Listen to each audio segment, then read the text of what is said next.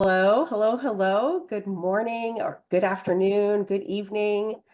Happy Tuesday, happy Wednesday, depending on from where you are zooming in. My name is Emily Kelly. I am the Director of Learning and Professional Development here at ACUHO-I, and we are just thrilled that you have joined us for this episode of our free webinar series. This series began earlier this year and features a wide variety of content throughout the year, usually 2 to 3 of these free webinars a month. So keep that in mind as you're thinking about your next professional development opportunity. I am joined today by Zanette Milan. She is the chair-elect of the Global Initiatives Network. That is our affinity network for all things global. So also please keep that in mind if you are interested in this topical area, as the Global Initiatives Network is open for all to attend from wherever part of the globe you may hail. Zanette's going to share with you a little bit more about that at the end. But we have assembled a very esteemed panel from practitioners across the globe, and they're going to share with you just a sneak peek of what's going on in their neck of the woods. So with that, I'm going to turn things over to Zanette.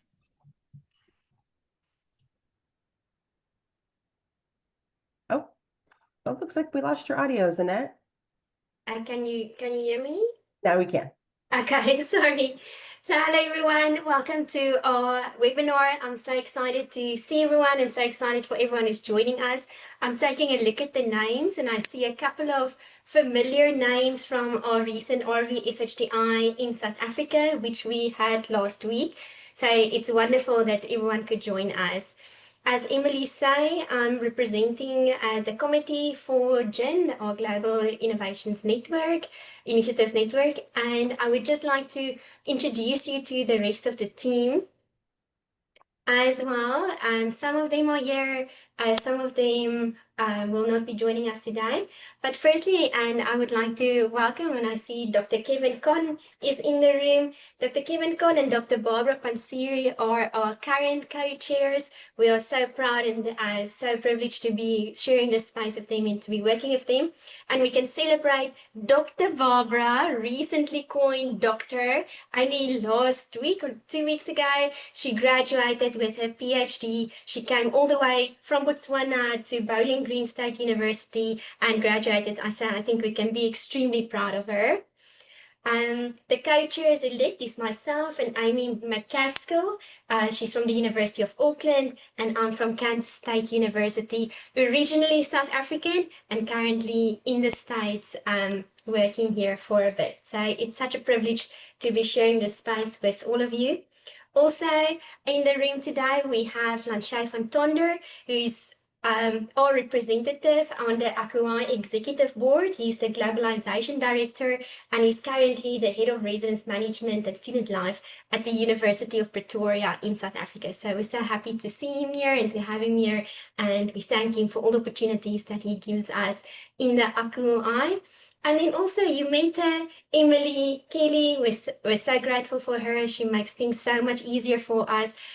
She's the Director of Learning and Professional Development in the ACUHO-I. So it's wonderful to see everyone. So to the business of today, we have 4 wonderful presenters today that's going to share a day in the life of their profession. It's going to be so wonderful to hear from them. It's Pecha Kucha-style. So if you haven't seen Pecha Kucha-style before, it's 20 slides of 20 seconds each. People can vary in that, and it can vary in how much time they spend per slide, but in total, people would have 6 minutes and 40 seconds to prepare. So it's a great and concise way to get a lot of information, and we're excited to hear from everyone. On the list today, we have Mrs. Jai Pillai, who's the Director of Residential Operations and the current president of the ACUHO-I SAC. So she is the president of the South African chapter. She serves at Rhodes University in South Africa. She will be first up. After that, we'll follow Dr. Matthew Nelson, also a good friend of the RVSHTI, who's come there before, came to visit us in South Africa. He's the Assistant Dean of Student Affairs in Virginia Commonwealth University, the School of Arts in Qatar. Also originally from the States, currently working in Qatar. Then Tara Baker, it's 1 o'clock in the morning by her. She's from New Zealand, so we can give her a lot of encouragement, a lot of support. She's the head of operations at the University of Auckland. And then last but certainly not the least, we're so excited to hear from Malaysia, Dr. Saravanan Mutia, who is the Senior Director for the Center of Student Experience and Student Affairs at the University of Technology, Petronas, in Seri Iskandar, I hope I have that right, in Malaysia. So we're so excited to hear from everyone. Well, I'm going to unshare my screen and I'm going to ask Mrs. Pillai to share her screen so we can be ready to hear from her. We can see your screen.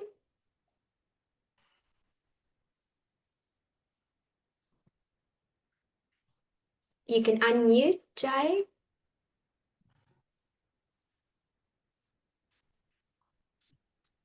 There we go. I'm unmuted. Perfect.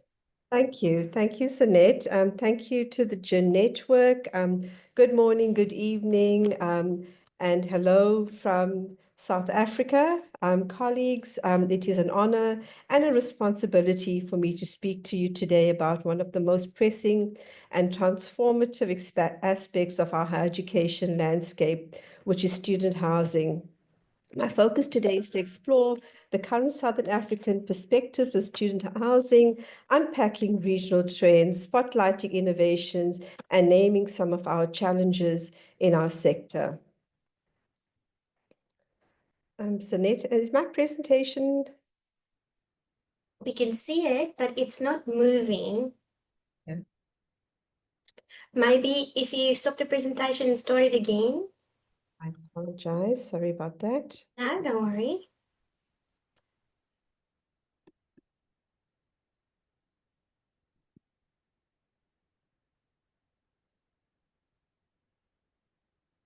There should be an option to start a presentation. There it is. There's your toggle. There we go. Perfect. Thank you. Thank you so much for that. This is a typical scenario at Rhodes University.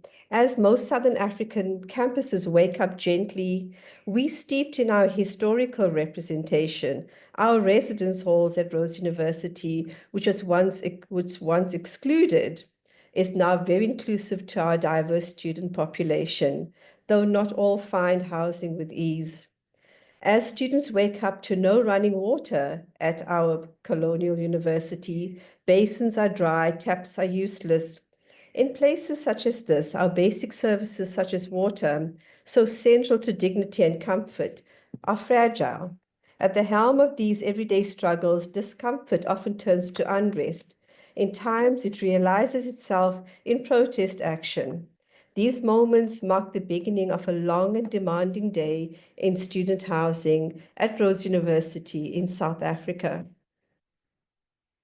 So our shared morning rituals often results in comfort for our students in our dining halls, comfort with a hearty meal at breakfast, comfortable spaces to live in, living and learning communities. But often students who live off campus live in cramped rooms, shared communities, and navigate their mornings with no meals in their tummies. A reminder that student living is often tight and improvisational in context of students that live off campus. So the context in South Africa faces severe shortages in student accommodation with an estimated national shortfall of 500,000 beds. This crisis impacts student access, retention, academic performance, and often results in mental health issues. It is particularly acute in urban hubs where infrastructure is shared, rental prices are inflated, and informal housing lacks oversight. The response to this housing deficit is uneven across regions and is not new to our context at Rhodes University in South Africa. So our regional realities, which is a barrier to equitable education. Homestays, students living at home are growing, offering not just cheaper options, but also a positive on intergenerational and cross-cultural enrichment. Some universities offer solid university-owned housing, but there's a growing demand for the national student financial aid defaults, which are threatening the balance. There's pressure on building, quietly but surely. The NSFAS accredited units are scarce, and students bunk together to share rooms and communes, managing costs through community.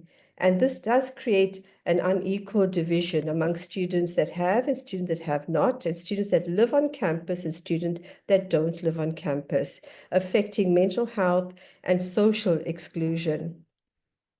So when I say student voices left in the cold, some students during our accommodation crisis slept in libraries, slept in classrooms, slept in labs, and slept in their cars. The lack of accommodation, not just at Rhodes, but across our country, isn't just a policy failure. It's a crisis of care, it's a crisis of equity and institutional accountability. So this leads us to innovation. It does allow for innovation in the space with purpose-built residences. Purpose-built student accommodation is rising across the country, creating secure, social, and fully serviced spaces with study areas, Wi-Fi, and spaces that allows for dignity and respect. But the key aspect and the key exclusionary is cost. So affordability remains a key to barrier for access. Digital dashboards, biometric access, maintenance portals, and mobile check-ins. These are smart living in reshaping student housing, though unevenly, often far from rural campuses. So access for academic purposes does remain a huge barrier. So in terms of greening our spaces, residences are installing solar panels, water-saving systems. And in the case of Rhodes University, we had to look at alternative water supplies because the municipality has been defunct for quite a while. So we had to look at green water, grey water recycling, borehole water, cleansing of borehole water to access safe water for food preparation, for student consumption. As much as we want to hold this strong on this, it is urgent in our context, and water as a scarce resource nationally and internationally, it does call for more sustainable approaches in this space. Safety and quality assurance. Often our vulnerable students affected, especially the students that live off campus. Crime near our campuses is rising. Institutions must now accredit safe housing. They need to vet landlords and act on complaints. The time for passive tolerance, it remains compelling, and universities are compelled to respond to these crises. So affordability and mismatched subsidies. The NSFAS is our National Student Financial Aid. These caps don't match rental prices.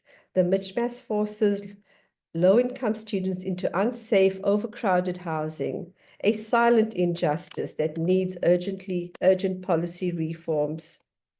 So our saving grace is our living and learning communities that help support our students in terms of care, mental health, and the blended of learning and living and listening communities. The themed housing that builds leadership, activism, and critical thinking. They reflect a future where education and community are integrated. Co-living is a source of concern, and yet also a sense of embracing students who are just not able to save money, but also to create peer networks, foster mentorship, and reduce isolation in challenging academic spaces. Stellenbosch University in Southern Africa are really great in allowing for this inclusive space and supporting students. Universities and off-campus service providers need to look at flexible lease models. Academic calendars have changed. Students need housing for shorter periods. New models offer flexibility, an efficient student-centered shift on how we rent and how we live. And this will allow for more inclusivity and allow for more flexible cost models.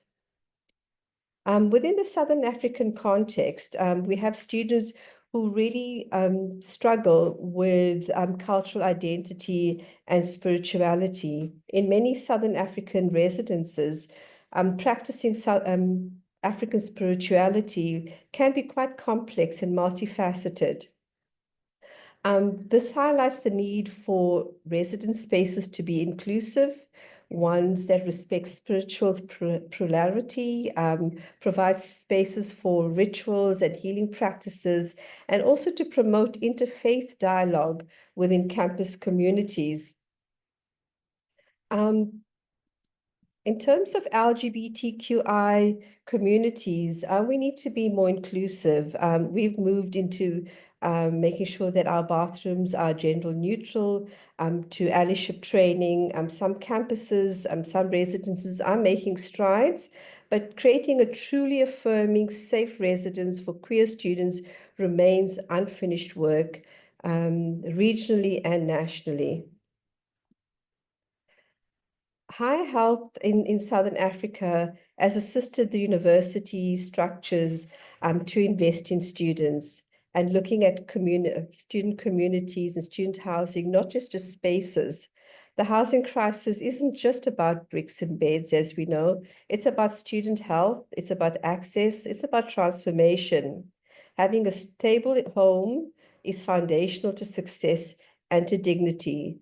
High Health assists us with programs for gender-based violence, HIV/AIDS, and more foremost on mental health support and awareness.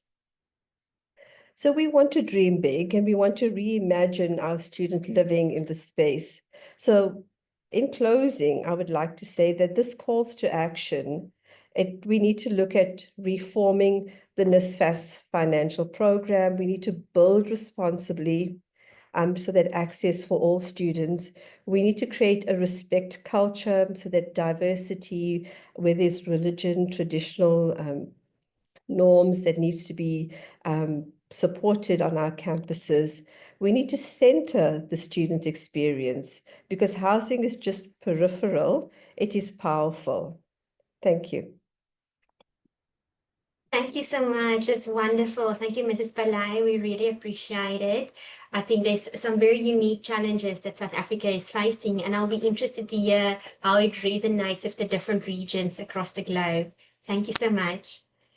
I'm happy to hand over to Dr. Matt Nelson. You can go ahead also and share your screen. Great. Thank you. We can see it. Take it away. All right. Well, thank you, Zanette, and thank you to the GIN and to ACUHO-I. It's great to be with everyone and share about Qatar.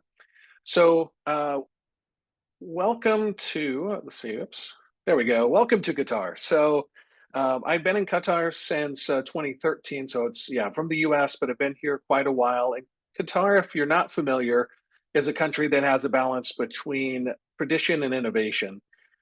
It's a country where there are 3 million people, but 85% of them are expats. And our student population reflects this as well. We have student housing as a concept. Student housing, there are two main universities, the Qatar Foundation and Qatar University, that provide student housing. And but it's relatively new. Qatar University since the mid 80s and Qatar Foundation since 2002. But having residence life and more of a holistic student development is within the last 10 to 15 years. For Qatar, for the Qatar Foundation, we have something called the Multiversity. So I work for Virginia Commonwealth University School of the Arts, which is one of 8 institutions that are under Qatar Foundation in Education City. And housing is provided as a shared service. So about 1,000 students of the 4,500 or so in Education City live in Education City student housing. 95% of those students are international. And student housing plays a central part in bringing all of these students together.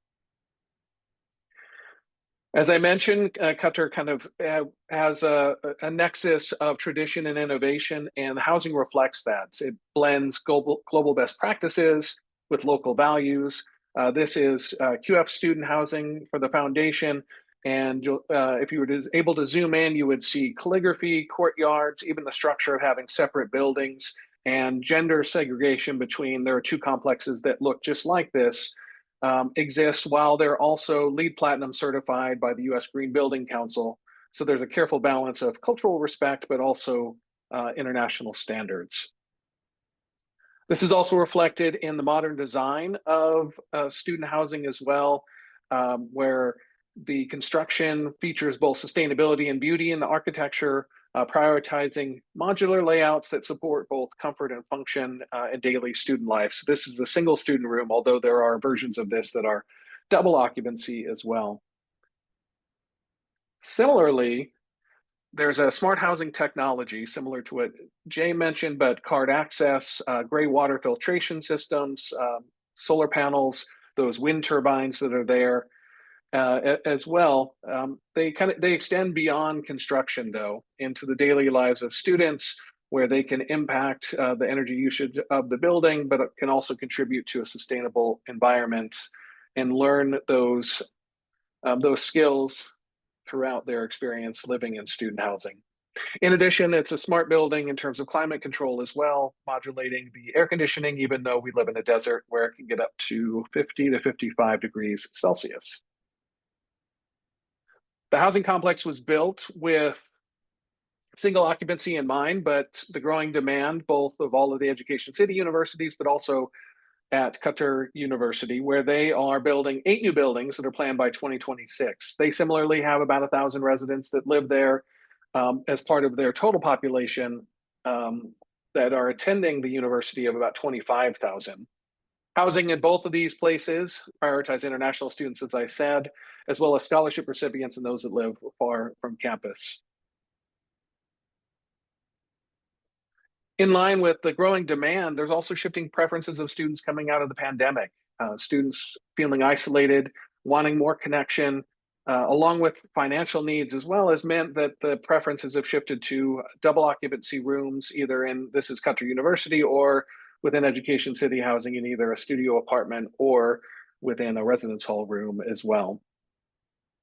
Additionally, students have high technology expectations.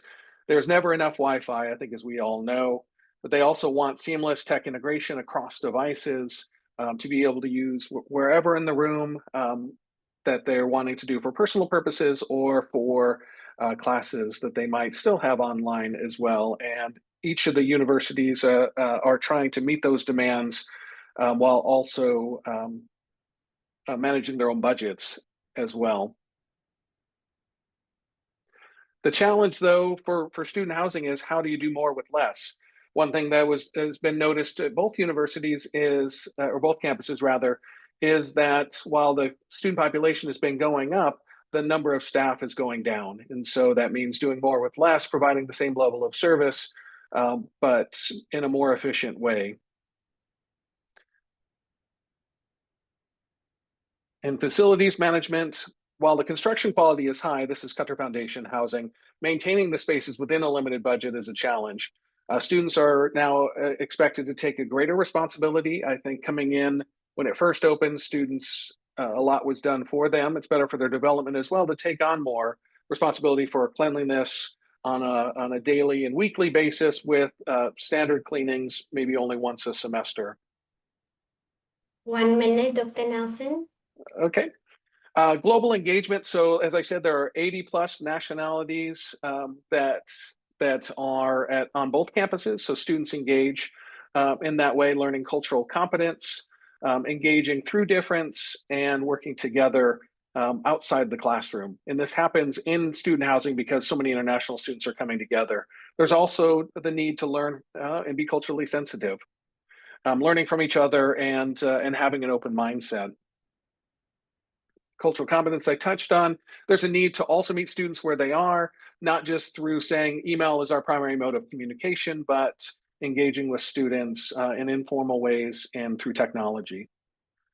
Students have financial concerns, as I said, as well as student adjustment. I guess I want to end on the support of student mental health, where QF in particular has a social worker that lives in student housing to triage and manage student concerns as they experience that from day to day.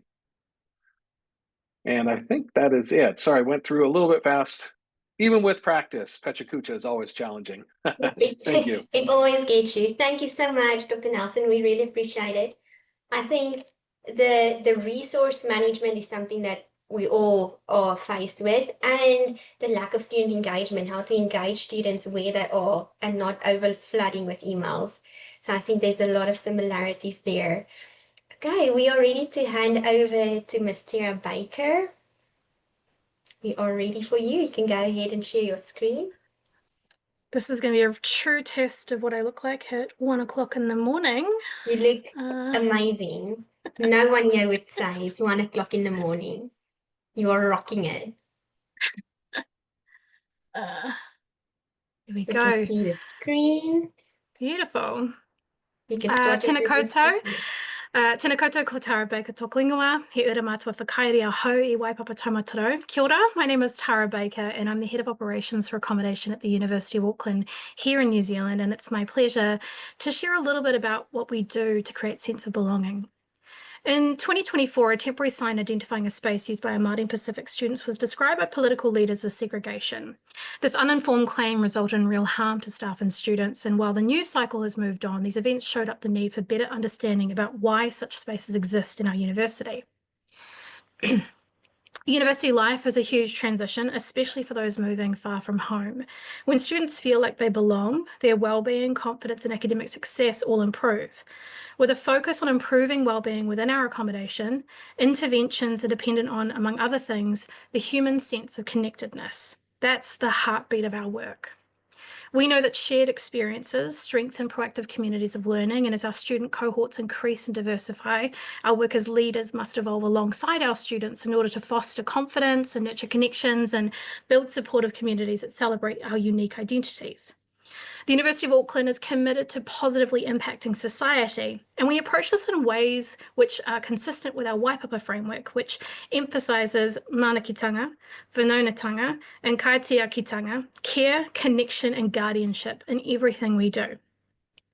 Alongside these principles are two wellbeing frameworks which, while similar in nature, approach the holistic wellbeing needs of a person from different cultural perspectives. Te Wharatapu Whā uses the wharanui, the meeting house, as a symbol for the four cornerstones of Māori health. With a strong foundation and four equal sides, the wharanui illustrates the dimensions of Māori wellbeing. Not dissimilar, Whānau Whāle is a Pacifica model of health that also embraces and interweaves values and beliefs from multiple Pacific cultures. Using the whale, or the house, as a symbol that recognises the wholeness of a person, the pillars, foundation, and ceiling represent the different constructs of health.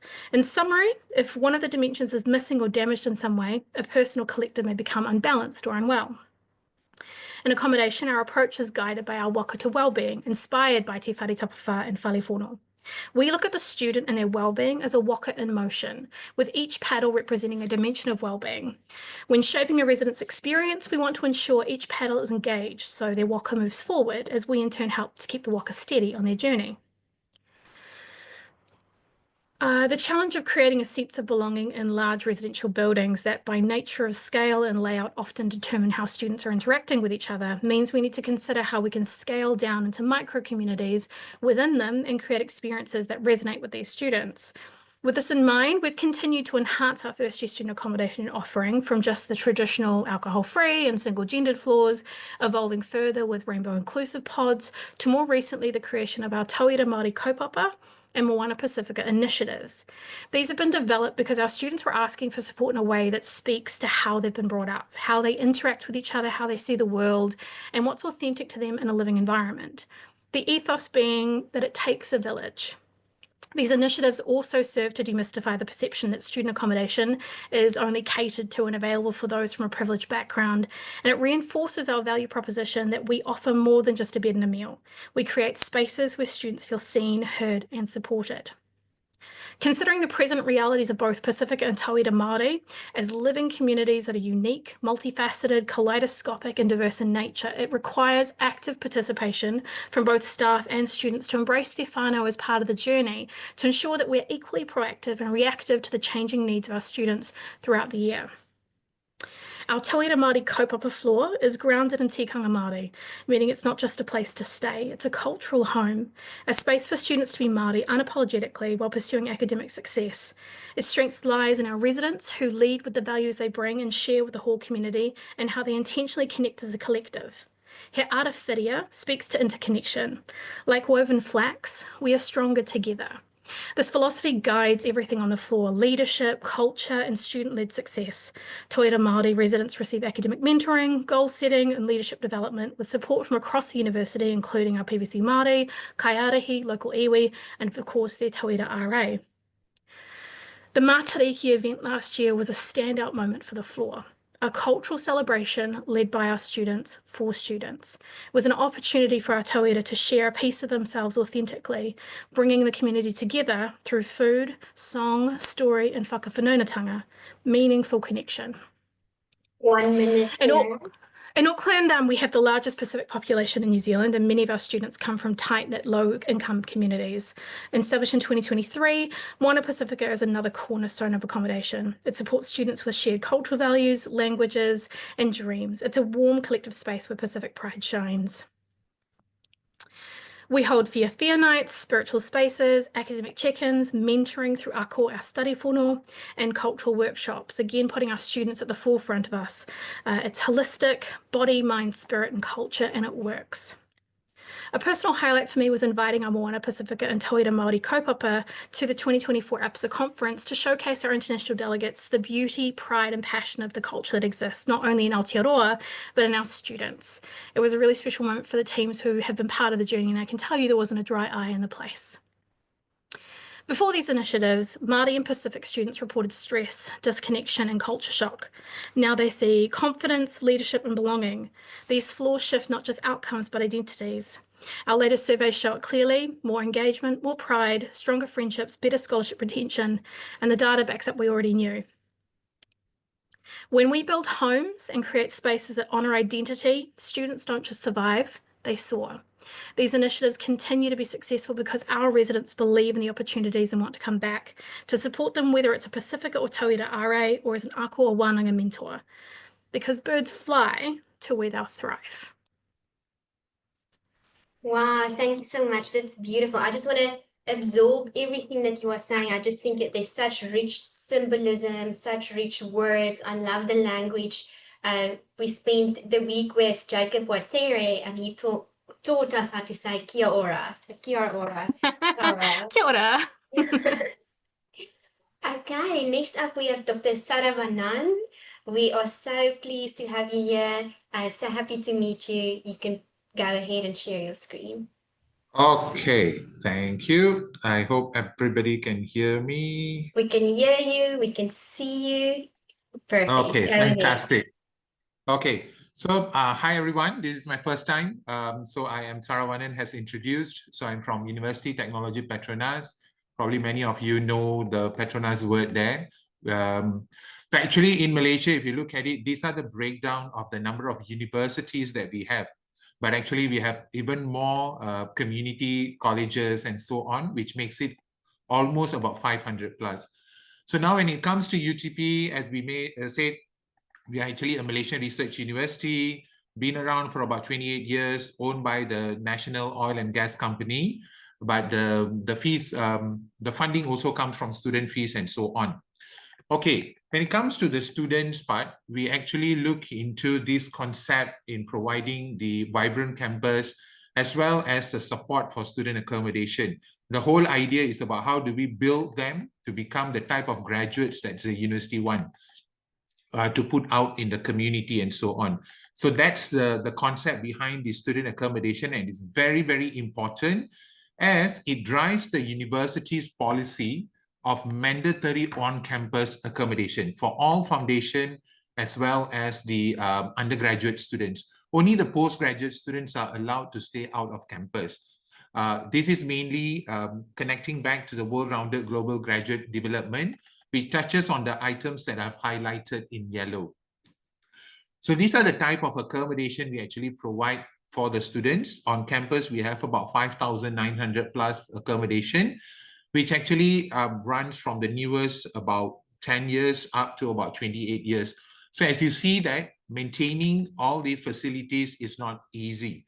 And this is very common to most of the universities in Malaysia itself, because quite a number of them are actually pretty much old universities, except for the foreign branch campuses. So this is a bit of breakdown on what we have on total, as well as the single beds and so on. And if you can look at it, because we have the policy of where the students has to compulsory stay on campus, our accommodation percentage is always high at about 97, 98%. Okay.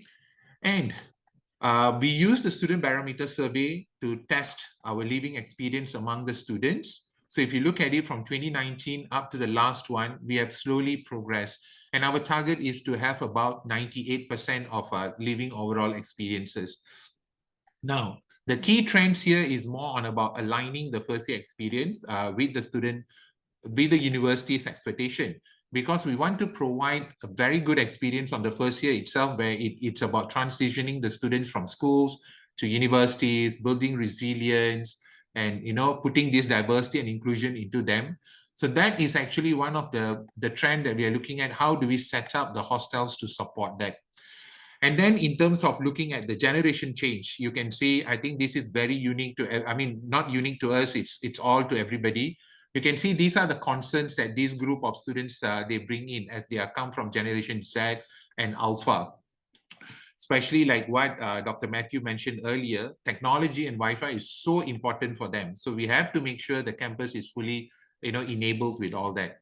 Financial is one of the biggest challenge for the university. As you can see, we need to fork out about 800,000 to $1 million a block every year, and we refurbish about 3 years on average every year.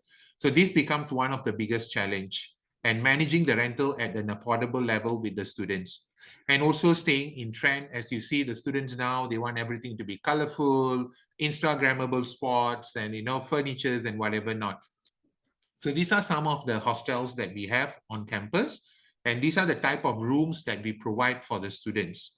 But if you see, these rooms are pretty much simpler compared to the university's accommodation in Kuala Lumpur, for example, because there the universities are much bigger. Students can afford much and more expensive room, so they come in a better concepts and so on. The other challenge we face is actually the stakeholders. Of course, parents wants to be more involved at this point of time in most of the decision making. But the other bigger challenge we have is the community acceptance towards the international students who stay around the campus. As I mentioned earlier, the postgraduate students will stay outside. So getting for them a rental unit and all that always becomes a challenge. And of course, social media, where everything can go up very fast. So we have to make sure that whatever provided does not trigger the students where it can go up on social media. And also the lifestyle some of you has touched. As you know, Malaysia is predominantly a Muslim country. So there's a lot of challenges when it comes to managing the expectations of international students, especially on LGBT and things like that in Malaysia. So moving forward, in terms of innovation, we have enhanced our hostel booking, which is more on automating things, where now students can actually, get a seamless experience in booking their rooms, checking in, checking out, and all that. Another key area that we are looking at is that the university as a city concept, because we are not in Kuala Lumpur per se, so we don't have a lot of commercial things happening around us. So it's important, how do we design the campus itself? So we did some studies with these universities and see how they have designed the campus as a whole. So the living area, the supporting cultural area, and whatever not. So this is currently what we have. I know it's a bit small for you to quickly see what we have, but the whole idea is that moving forward, how do we develop a university as a city that can actually be self-sustainable, and the students can actually be around there and thrive better, and also achieving the university's concept of the well-rounded global graduate. Way forward, we are building our new village, which will give us another 1,072 beds, full aircon. where it comes also with the new student center. The pictures here are the new student center that we have. And if you see there's something stated here as T20, Malaysian population is actually divided into 3 categories of income, T20, M40, and B40. So B40 is the lower end and T20 is the higher end. So now if you see, most of the rooms are now, as our student numbers on that category is increasing, I can tell you overall in Malaysia, most of the private university students are basically from the T20 group. And the one that goes to the public universities are more of B40 group, the lower income. So as such, you will see a bit of difference in the way how the accommodations are designed in the public universities as well as the private universities. Because public universities, it's even harder. They come with lower budgets and so on. And the students' affordability to pay is also much lower. So designing it like what the other speakers mentioned also is very important. Like, how do you manage it at a lower cost, but providing what they need? But the private universities have a bit more ability to play around with that budget and so on, because there are more funders and all that. So with that, yeah, thank you. I know I went very fast, but I hope later we can have more chat during the chatting session. Thank you. That was excellent, Thank you, Dr. Saravanan. I love the idea of the university as a city. So everything a student needs is provided there, and I can imagine with the bigger buildings and the bigger spaces how difficult it becomes to engage students. Well, colleagues, we have about 10 to 15 minutes for questions. If you have any questions for the panelists, please post them in the chat so we can respond to it. If you have a question for a specific person, please mention that. Mrs. Pillai had to step out. There was an emergency, as is always the case in housing, so we account for that. In the meantime, while we wait for participants to write a question, I would like to ask the panel if you can highlight for us what is the benefit of having a global network as we have today?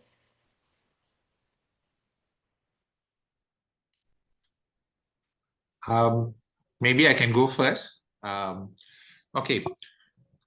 I think the most important part, actually panel and all the participants here, in my over about 20 years of experience managing student affairs, and of course the accommodation as well, I've never had a good international network about 3-4 years ago before that.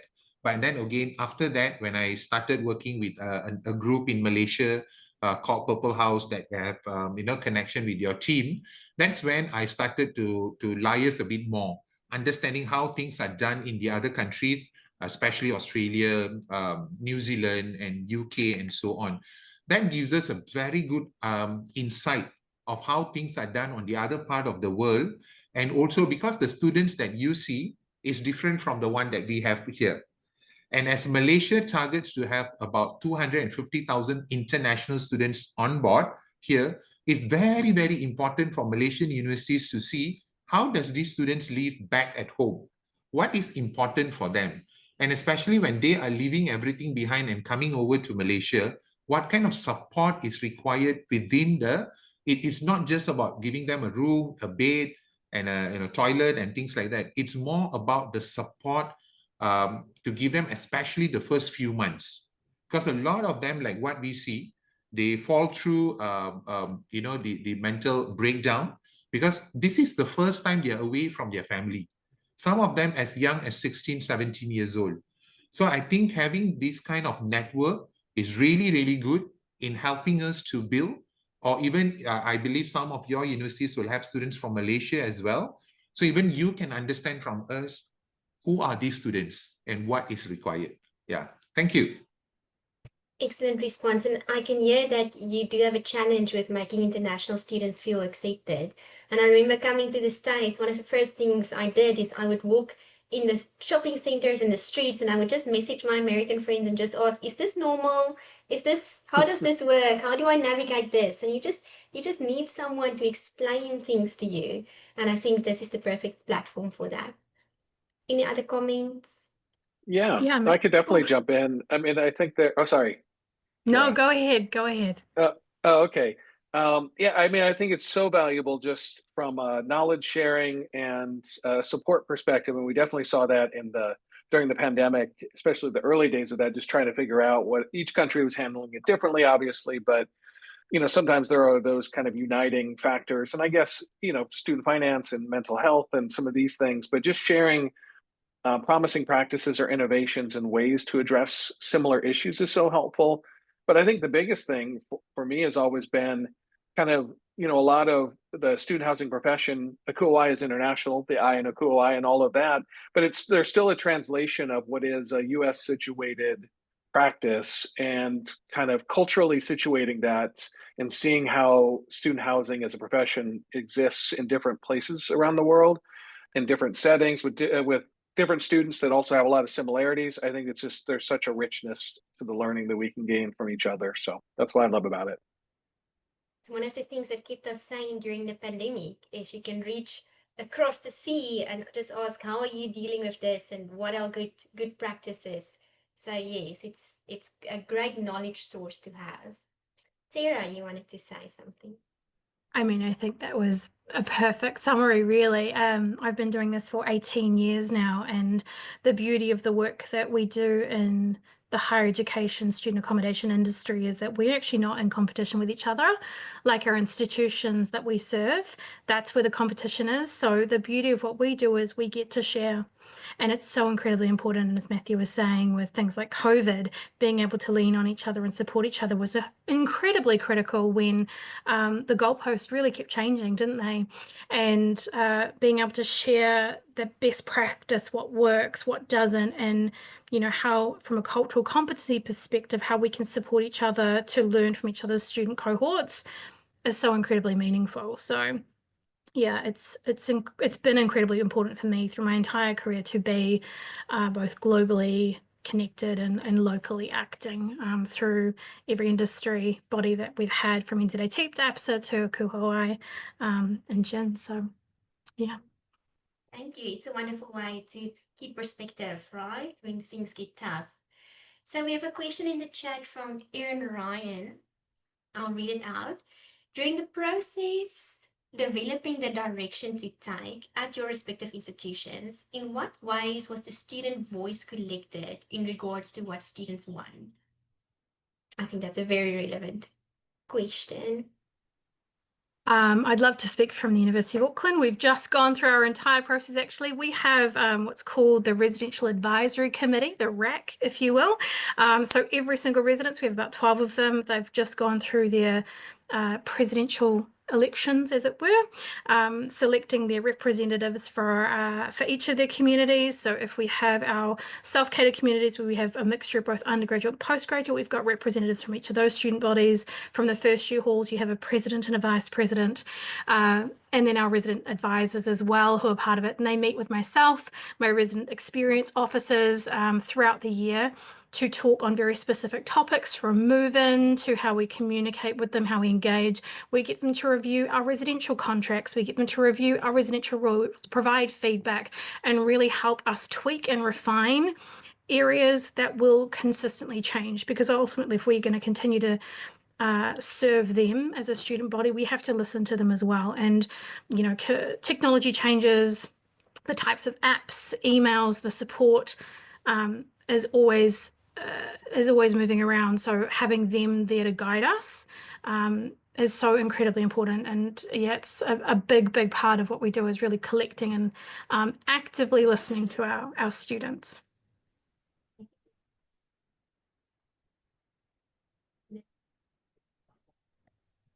Oh, we've just lost your audio a little bit there, Zanette.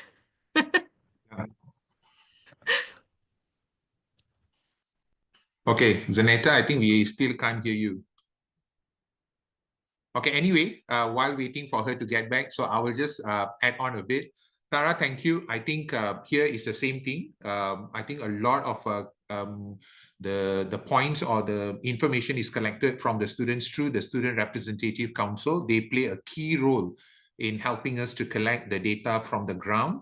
At the same, as part of my presentation earlier, we also have something called the Student Barometer Survey, And there is a section in the survey that is checked on the living experience. So that's where most of the students will actually just not rate, but they also give comments, like what's working, what's not working, and so on. So that actually helps us to collect even more data of, how do we hear from the students. And from time to time, when the new students check in into their hostel rooms, and along the way, as when they check out as well, part of the check-in, check-out process itself is also them giving us the input. How do they feel the room is, and so on. So there's multiple checkpoints that's happening throughout their period. And we also have to manage, we don't over ask them for inputs and so on. And we have to make sure. And the other thing we also do is that there's a system in the university where the students put in their feedbacks or complaints, like, something is not working in the room, like the fan or toilet and whatever not. So every quarter, there's an analysis done to the number of complaints received and on the items that's received. So by knowing that, we try to make it a proactive approach of fixing those things even before it becomes a problem. So there is a part that is trying to be proactive. On the other part is trying to get the input and work on it. So this is where, and also input from people like all of you, that also makes it even better for us to see how do we move forward. Yeah, thank you. Can you hear me? Okay, wonderful. That's an excellent response. Thank you. And I agree, we don't want to over-serve our students, and making sure that the one time we do hear from them, it's not complaints of stuff that we could have fixed before. Dr. Nelson, anything from your side? No, I think the only thing I would add, I think it's really helpful. I mean, the surveys obviously, and through student leaders, whether student government or RAs, we call them CDAs here. That's why I was thinking that, but RAs as well. But I think just looking at, we have other processes as well. So we have an emergency medical fund, a hardship grant, some other things, which kind of tells us we can track demand as well as what are they requesting. And it helps us to kind of see where are students struggling, and then redirecting kind of resources in that way as well. So looking for those other indicators, I guess, of that are feedback in a way as well. I agree. That's great. Okay, there's a question from Dr. Fansuri in the chat. She wants to know, how do you prepare your staff to meet the demands of student support? I could start on this one. I think part of it is, I think supporting the staff is in helping define their role and equip them effectively as well. So I think before coming to VCU, I was with QF Student Housing, and I think one of the biggest challenges that I think that we struggle with then is the student mental health, supporting students in distress, and thinking about what's appropriate to ask student leaders to do, RAs to do, to ask live-in staff to do, and where do we need to bring in experts. And so I mentioned this kind of right at the end of my slides, but QS Student Housing has hired a social worker basically to triage. So each university of the 8 universities has their own counseling staff as well, but someone on site that is able to and equipped to do that, and taking that pressure off, especially for those crisis situations from all levels of staff, and helping them that way. And the other is just through other resources as well. We are starting with an on-call kind of telemedicine, I guess, in some ways, but where students are able to get support, and there are escalation protocols, when it extends beyond that as well, but kind of taking the pressure off. I think COVID kind of coming out of that was our roles, I think, across the world kind of shifted from being partially about crisis and emergency response to being overwhelmingly about that. And so how to shift that back to the programmatic pieces of things, while there's still, things will happen and students need guidance, but not so crisis heavy. And I think that's kind of helps. It seems like it's helped staff to feel supported and to be able to know where their bounds are and their boundaries of what they can handle and what they feel comfortable and equipped to do. I agree with that. Not everyone should support students in all ways all the time. I agree that we need to have specialized areas of support that alleviates pressure from our student leaders, but also empowers our staff to be a better support for our students. Any other comments? Maybe I'll just give a bit more. I fully agree with Dr. Matthew on what he shared. I think some of the universities where we go wrong, I would say a bit, is that yes, our focus is on students. We just want to make sure, they get the right kind of support and everything. But what happened is that sometimes we forget, with the changing structure of the generations that we are looking at now, it becomes even harder to manage. So, and some of our staff, they have been around for very long. And, they don't see the type of resilience we used to see among the students before this. So it becomes a huge challenge for students now. If 10 years ago, Wi-Fi is not a big issue, students will somehow survive it. But now, if there is no Wi-Fi, it's a chaos situation in the campus, right? So students, some of the staff might think, this is a small issue, why you guys are making it a problem, things like that. But then again, how do we manage the change, not only in the students, but also the staff? And also, when they break down, how do we actually step in and help our staff to be stronger?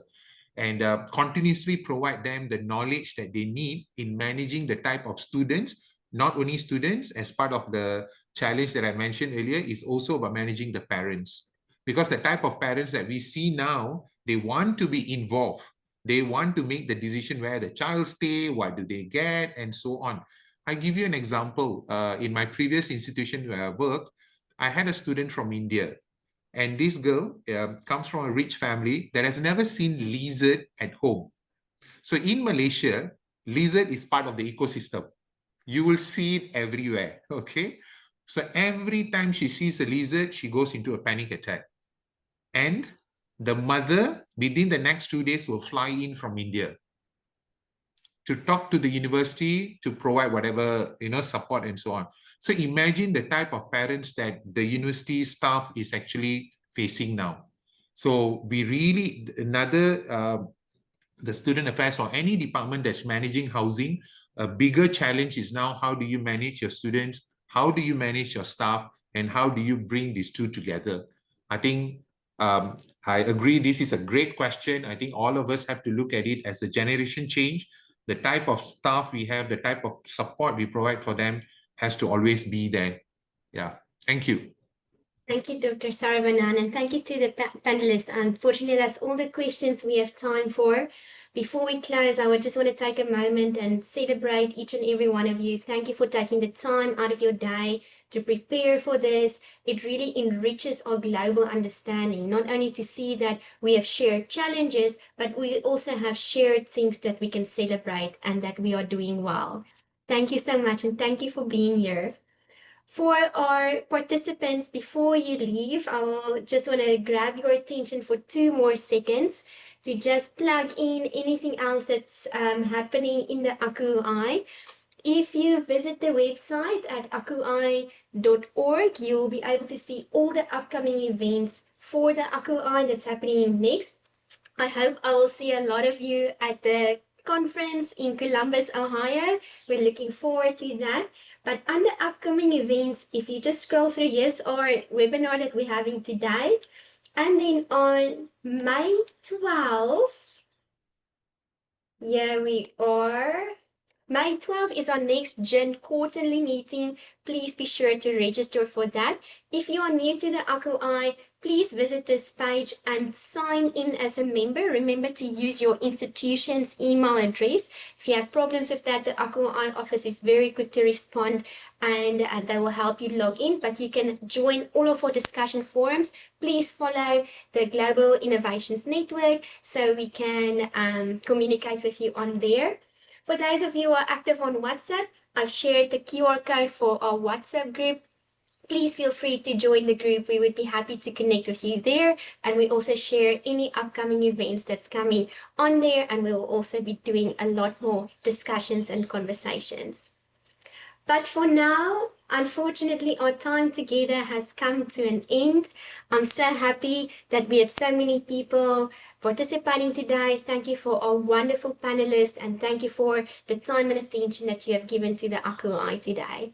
I hope you have a wonderful day and enjoy. And Tara, good night.